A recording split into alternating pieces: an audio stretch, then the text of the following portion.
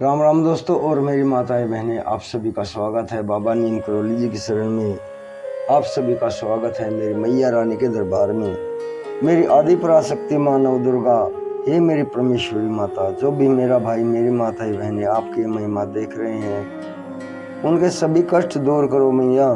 उन्हें अपनी शरण में लो, उनके घर में सदैव खुशियाँ दो, धन संपदा दो, सुख समृद्धि दो, कभी कोई कष्ट उनके परिवार में ना आए माँ। यही मेरी प्रार्थना। जय राम, जय राम, जय माँ, जय श्री राम, जय हनुमान जी की जय, बाबा नीम करौली महाराज की जय, हनुमान, जय शिव शंकर महादेव, जय श्री गणेश भगवान जी की, ओम श्री सर्वदेवाय नमः। दोस्तों और मेरी माताएं बहनें, आज मैया का वार है शुक्रवार, और शुक्रवार को माँ वैभव लक्ष्मी के चमत्कारों की एक कहानी मैं आपको सुनाता हूँ। निर्धन को धन हुआ प्राप्त। बहुत ही रोमांचक कहानी है, माता के आशीर्वाद की चमत्कार की कहानी है। पूरी सुने और आगे भी शेयर करें। माता रानी का अपार आशीर्वाद आपके ऊपर बरसे, यही मेरी प्रार्थना। जो भी सुनेगा वही धन प्राप्त करेगा। जय माँ। रामदास बहुत गरीब था। बचपन में ही उसके माता पिता का स्वर्गवास हो गया था। गरीब बालक करता भी क्या, पढ़ा लिखा ना होने के कारण कोई नौकरी देता नहीं था। बहुत कोशिश की लेकिन रहा गरीब ही। सब लोग उसे समझाते, अब तो तुम जवान हो गए हो, कोई काम धंधा कर लो। जितने मुंह थे उतनी ही बातें सुनने को मिलती थी। अनाथ रामदास रात को अकेला पड़ा पड़ा रोने लगता।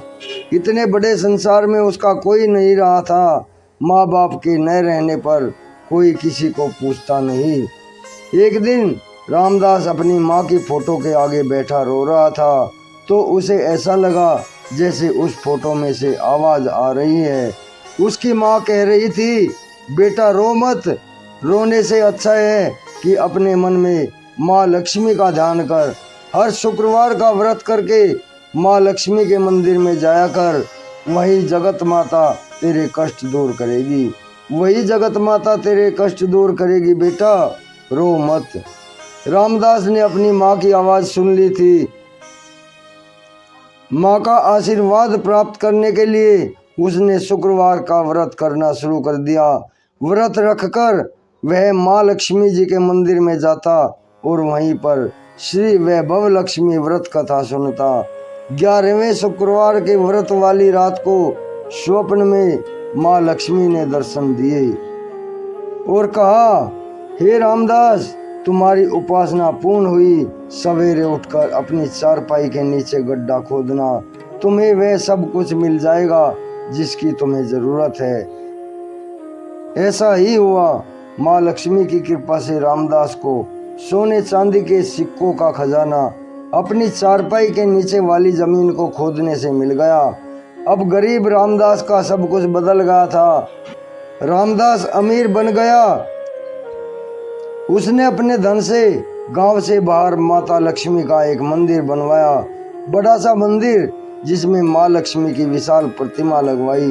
उस मंदिर के बाहर मोटे अक्षरों में लिखा था, भक्त रामदास का माँ लक्ष्मी मंदिर, लौटा खजाना वापस मिला।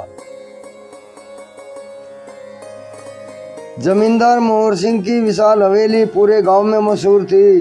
कोई भी इस गांव में शहर से आता तो दूर से ही यह ऊंची विशाल हवेली दिखाई दे जाती थी।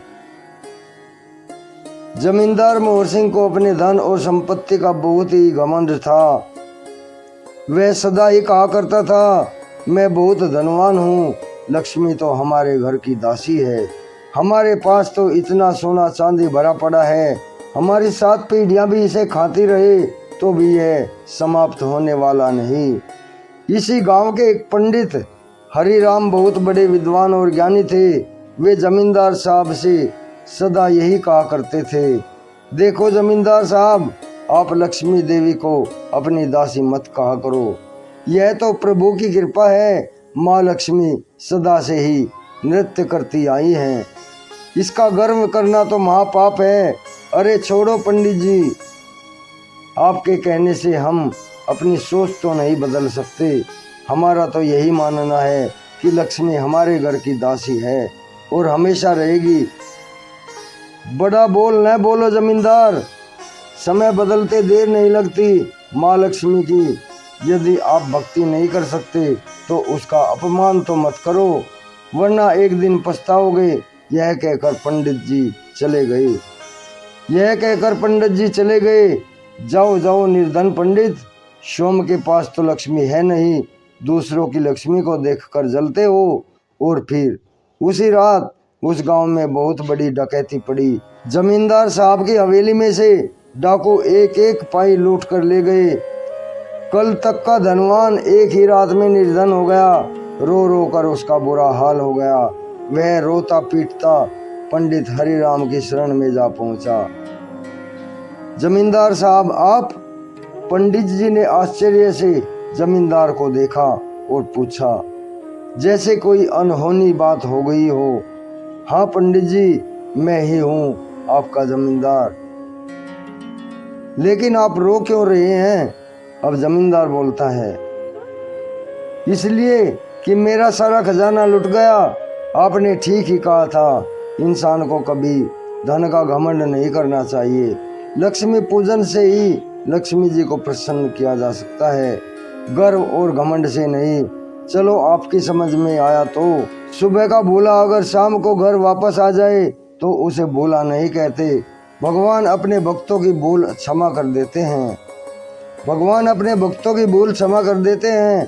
पंडित जी, अब मेरा क्या होगा? मेरा सारा धन लूट गया, मैं बर्बाद हो चुका हूँ। पुरखों का दिया खजाना चोर डाकू लूट कर ले गए। जमींदार साहब बच्चों की भांति फूट फूट कर रोने लगा।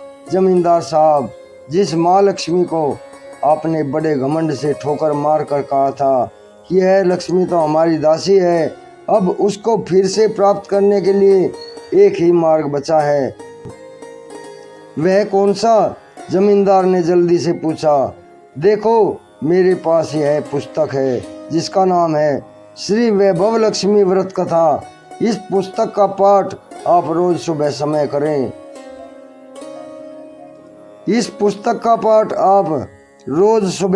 करें। हर शुक्रवार को माँ का व्रत से परिवार करें। व्रत वाले दिन यह व्रत कथा दिन में 2 बार घर पर करना। पहले आप, फिर आपकी पत्नी कथा करके माँ लक्ष्मी के नाम का प्रसाद बांटे। 11 शुक्रवार व्रत करके 11वें व्रत वाले दिन माँ वैभव लक्ष्मी व्रत कथा के साथ 11 कन्याओं को घर पर भोजन करवाकर लक्ष्मी पूजन करते हुए माँ से अपनी गलती के लिए क्षमा मांगे। उन 11 कन्याओं को एक एक करके श्री वैभव लक्ष्मी व्रत कथा की पुस्तक अपनी और अपनी पत्नी की ओर से भेंट करें, जिसमें माँ लक्ष्मी के पूजन का प्रचार हो। बस इस शुभ कार्य से आपका लूटा हुआ धन वापस मिल जाएगा।